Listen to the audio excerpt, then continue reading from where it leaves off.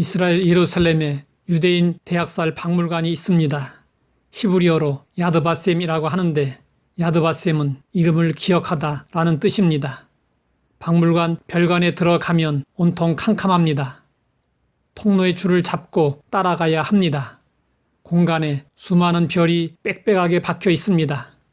희생된 150만 명의 어린이들을 상징한 것인데 거울의 반사작용으로 별처럼 보이는 효과를 낸 것입니다. 침울하고 무거운 음악이 흐르는 가운데 낮고 또박또박한 음성이 들립니다.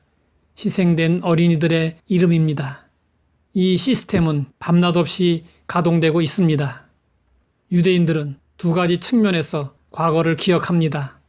첫째는 자신들이 잊지 않으려는 것이고 둘째는 가해자들로 하여금 잊지 못하게 만드는 것입니다. 유대인들은 말합니다. 우리는 복수를 위해 과거를 기억하는 것이 아닙니다. 다시는 무릎을 꿇지 않기 위해서입니다.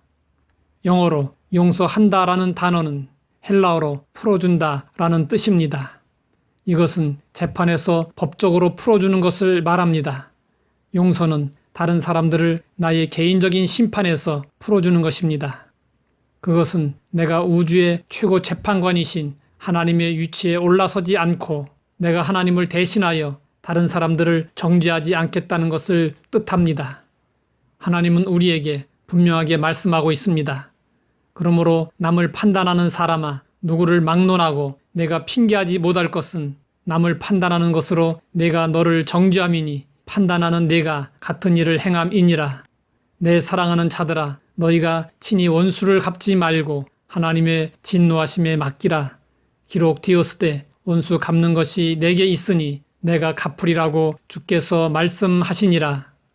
용서는 우리가 하나님께 순복하겠다는 선택이며 모든 내적 치유의 근본적인 열쇠가 됩니다.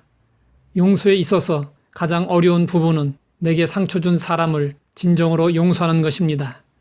이것은 사실 부자연스러운 것입니다.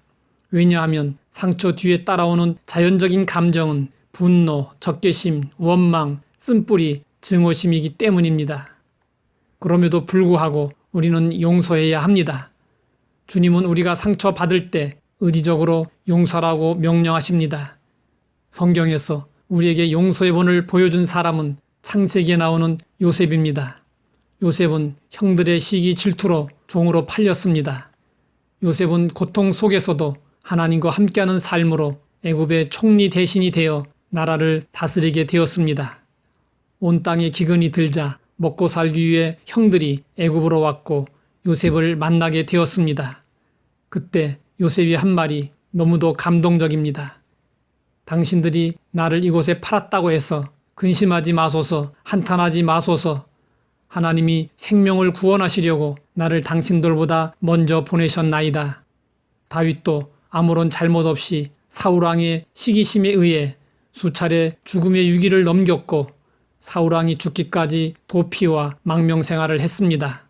그 과정에서 몇 차례 사울 왕을 죽일 수 있는 절호의 기회를 만났지만 다윗은 보복하지 않았습니다.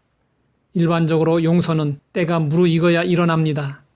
마음이 준비되지 않았는데 억지로 할 수는 없습니다.